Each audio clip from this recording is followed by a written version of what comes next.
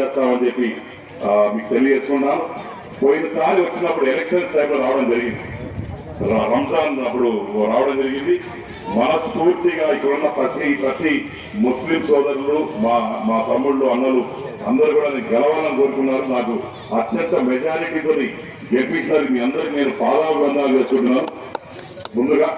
అలానే ఇక్కడికి నేను లాస్ట్ టైం వచ్చినప్పుడు ఎలక్షన్స్ కోడ్ ఉంది కాబట్టి ఏం చెప్పలేకపోయాను, కానీ ఇప్పుడు చెప్తాను.